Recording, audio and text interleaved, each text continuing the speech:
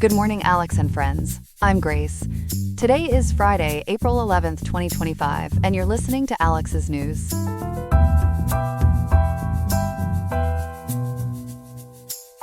Looking at the weather in Riverside today, expect a high reaching almost 66 degrees, with the low dipping to around 59 degrees later tonight.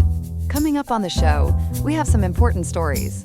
We'll delve into the complex reasons and consequences behind the Trump administration's policy that resulted in living immigrants being declared deceased.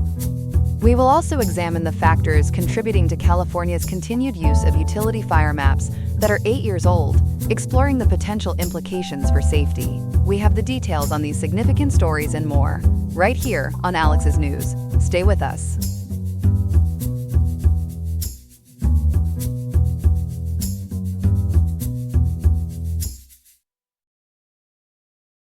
We begin this morning with a deeply concerning development on the immigration front. The Trump administration has enacted a new policy, effective today, that takes a rather unprecedented approach. Joining us to break down the details is our news reporter, Ethan. Ethan, this involves classifying living people as deceased? That's correct, Grace. It's a startling move. According to reports from multiple outlets including ABC News, The Times of India, and the Philippine Daily Inquirer, an interim final rule went into effect today, classifying over 6,000 living immigrants as deceased within the Social Security Administration systems. How exactly are they doing that, and what does it mean for these individuals?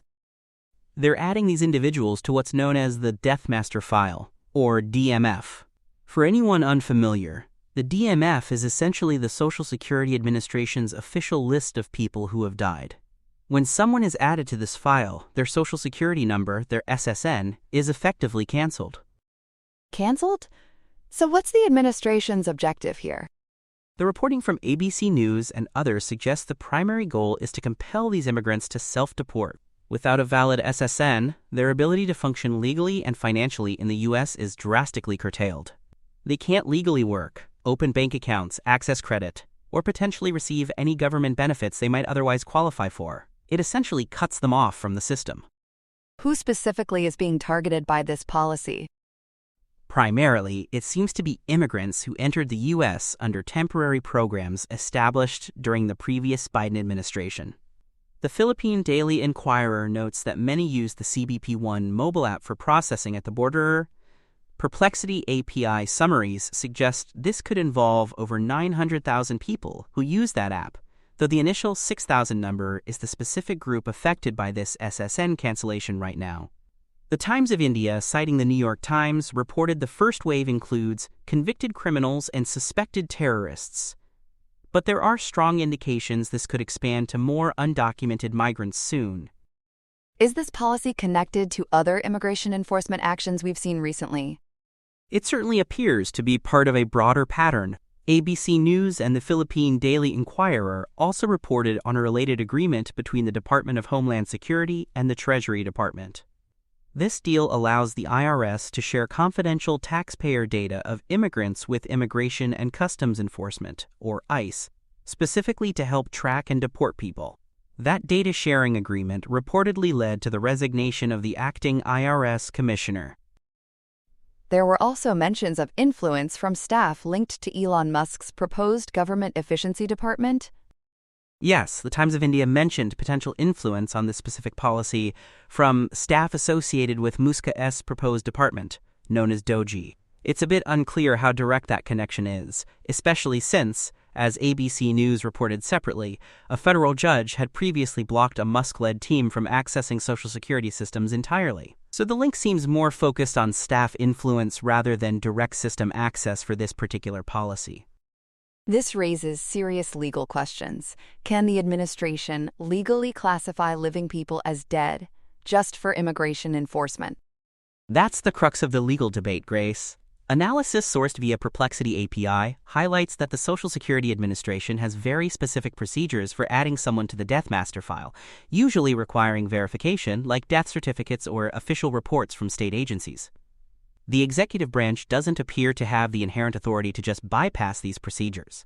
Doing so could potentially violate the Privacy Act, constitutional due process rights, and the specific regulations governing the SSA and the DMF.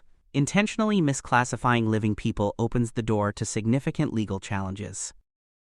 And are those legal challenges already materializing? They are. As reported by ABC News and the Philippine Daily Inquirer, the advocacy group Democracy Forward has already announced its intention to sue the administration over this policy. Their president and CEO, Sky Perryman, was quoted in Perplexity API reports, calling the action lawless and an abuse of government systems that violates due process. So this adds another layer to the ongoing legal battles over immigration? Exactly. Perplexity API notes there's already litigation challenging the administration's use of the Alien Enemies Act for deportations, challenges to funding freezes for immigrant aid groups, and other cases. Interestingly, separate from this SSN policy, ABC News and the Philippine Daily Inquirer also reported a federal judge recently blocked the administration from ordering the departure of other groups, Cubans, Haitians, Nicaraguans, and Venezuelans, with temporary status under different programs.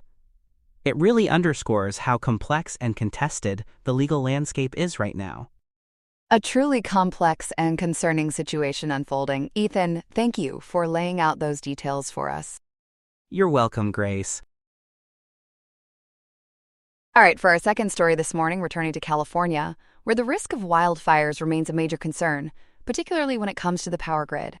Joining us to unpack a recent, somewhat surprising decision is our reporter, Chloe. Chloe, state regulators just looked at the maps utilities use to pinpoint high fire risk areas, maps that are nearly a decade old. What was the outcome? Grace, it's a situation that has quite a few people scratching their heads. According to reporting from U.S. News and World Report, which picked up the story from the Associated Press, the California Public Utilities Commission, or CPUCA, that's the state body overseeing these utilities, decided yesterday, April 10th, not to mandate an update to these critical fire risk maps. These maps haven't been fully updated since 2017 for some utilities like San Diego Gas and Electric. Not to update them. That seems counterintuitive, especially with everything we know about changing climate conditions. Was anyone pushing for an update? Absolutely.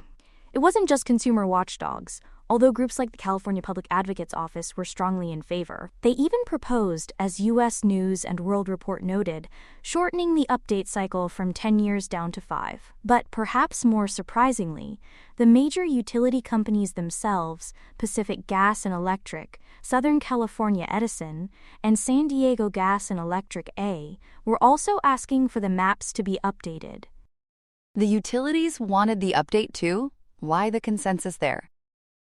Both the utilities and the advocates argued that the current maps, being 8 years old, simply don't reflect today's reality. Lookout Santa Cruz highlights factors like climate change, aging infrastructure, and the increased severity of wildfires we've seen. The argument is that you need current data to accurately assess where the highest risks are and apply the strictest safety measures. U.S. News and World Report also mentioned concerns from community groups that the old maps don't adequately factor in things like wind patterns, which are crucial. And this isn't just theoretical risk, right? There have been recent incidents linked to utility equipment. That's right.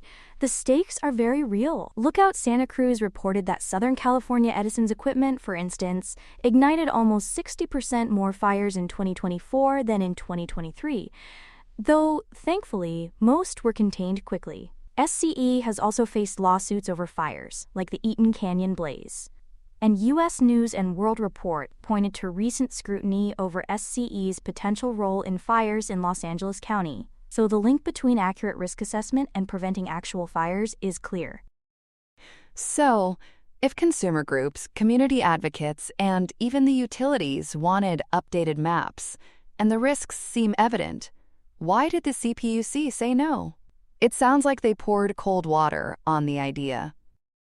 The CPUC offered several reasons for sticking with the older maps for now, based on information sourced via the Perplexity API. Firstly, they believe the current maps, developed with CAL FIRE modeling, are still sufficient for identifying the high-hazard zones where specific safety rules apply. They also cited a need for regulatory stability, suggesting frequent map changes could disrupt the utility's long-term planning and investments. Stability versus up-to-date safety information, that's quite the balancing act. What else did they say?